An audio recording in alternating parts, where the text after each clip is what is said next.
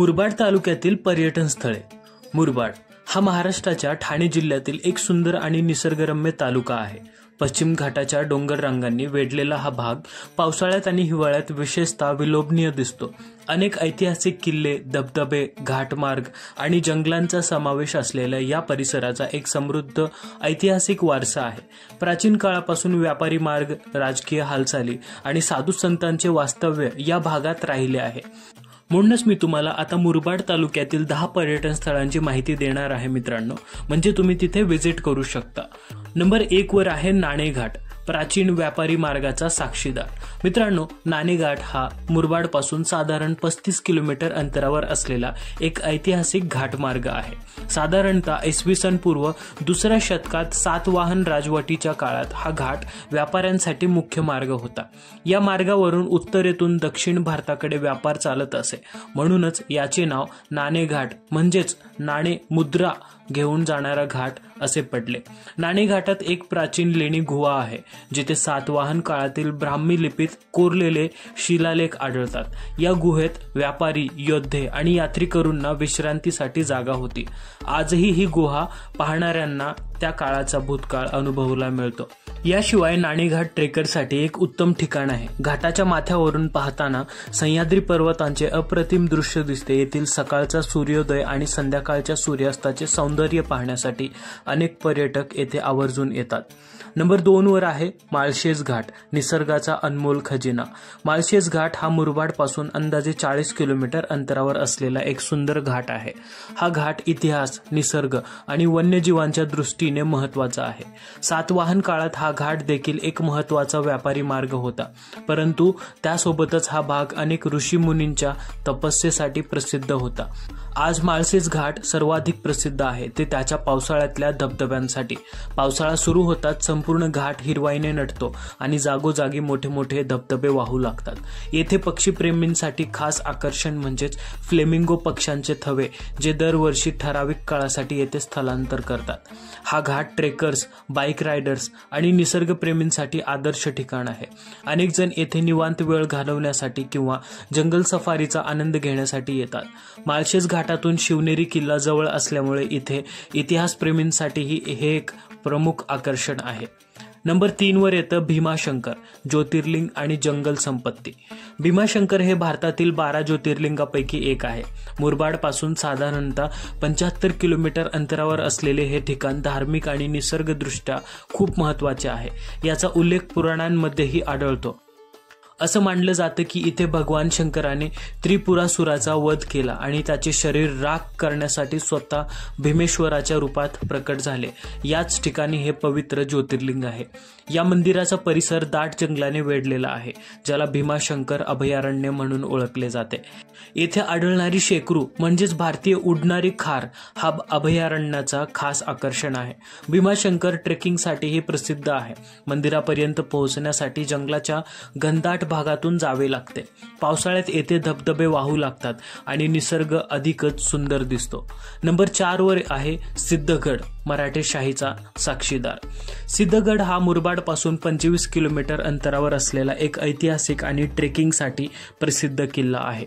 हा किल्ला छत्रपती शिवाजी महाराजांच्या काळात अतिशय महत्वाचा होता. हा किल्ला मुघल आणि मराठ्यांमध्ये अनेक लढायांचा साक्षीदार आहे. नंतर पेशव्यांनीही या किल्ल्याचा वापर केला. सिद्धगड ट्रेक हा मध्यम ते अवघड श्रेणीतला मानला जातो. किल्ल्याच्या माथ्यावर पोहोचल्यानंतर माळशेज घाट आणि सभोवतालच्या पर्वतरांगा स्पष्ट दिसतात. इथे ट्रेकिंग करणाऱ्यांना साहसी अनुभव मिळतो.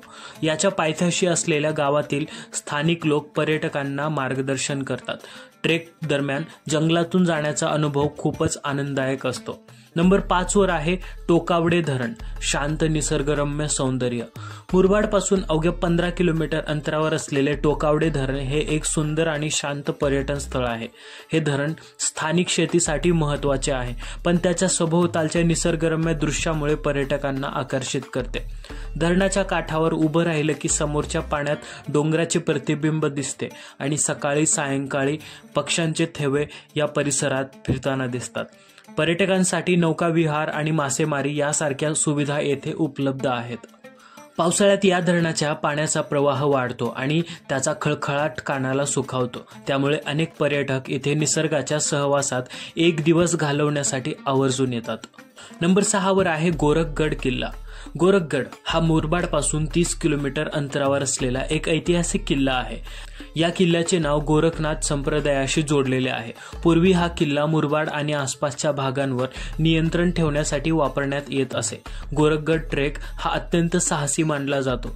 किल्ल्याच्या माथ्यावर पोहोचण्यासाठी काही ठिकाणी उभ्या कड्यांवरून चढावे लागते, परंतु एकदा माथ्यावर पोहोचल्यानंतर तिथून दिसणारे निसर्ग दृश्य मनाला मोहून टाकते. पावसाळ्यात इथल्या दऱ्यांमध्ये दाट धुके असते आणि त्यामुळे संपूर्ण परिसर एकदम स्वर्गासारखा भासतो. नंबर 7 वर येतं आनंद धरण. निसर्गाच्या सान्निध्यात एक शांत ठिकाण. मुरबाड पासून अवघ्या 20 किलोमीटर अंतरावर वसलेले आनंद धरण हे निसर्गाच्या सान्निध्यात असलेले एक सुंदर ठिकाण आहे. हे धरण मुख्यतः शेतीसाठी आणि पिण्याच्या पाण्याच्या पुरवठ्यासाठी बांधण्यात आले होते, परंतु आज ते पर्यटकांसाठी एक आकर्षण बनले आहे.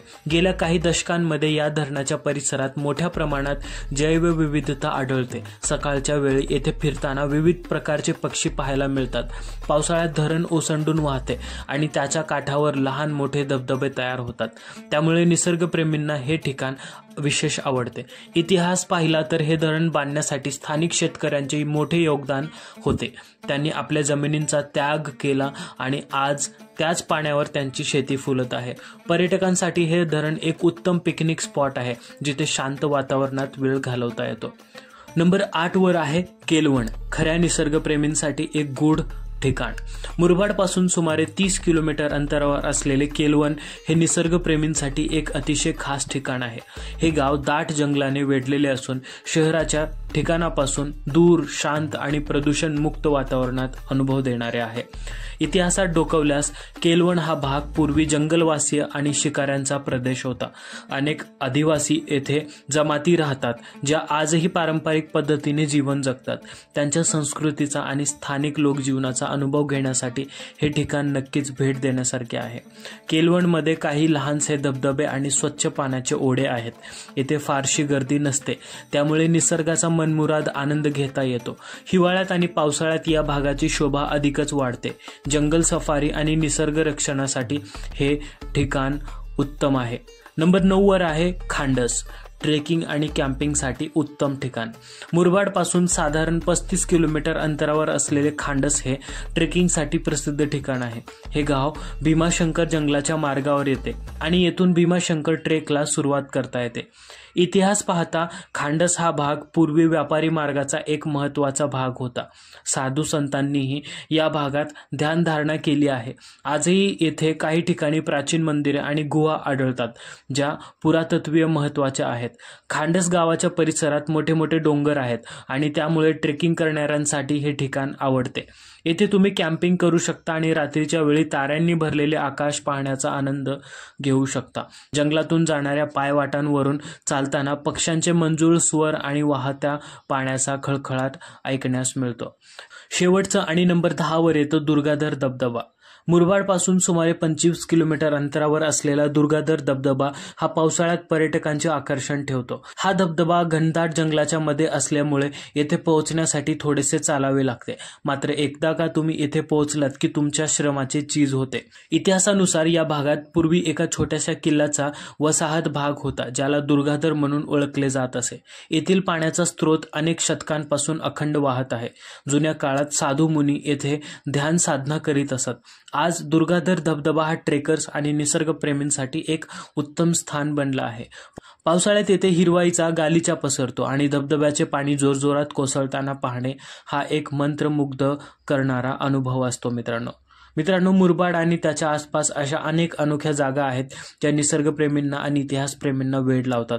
तुम्हाला ट्रेकिंग, धबधबे, जंगल सफारी, ऐतिहासिक स्थळे किंवा शांत ठिकाणे हवी असतील तर या भागात याचे उत्तम पर्याय उपलब्ध आहेत. या ठिकाणामध्ये कोणते तुम्हाला सर्वात जास्त आवडले ते नक्की कमेंट करून सांगा. मित्रांनो, नवीन असाल चॅनलवरती तर सबस्क्राईब करा, लाईक करा आणि शेअर नक्की करा. मित्रांनो, तोपर्यंत भेटूया पुढच्या व्हिडिओमध्ये आणखीन एका नवीन टॉपिक सोबत. तोपर्यंत जय हिंद, जय महाराष्ट्र.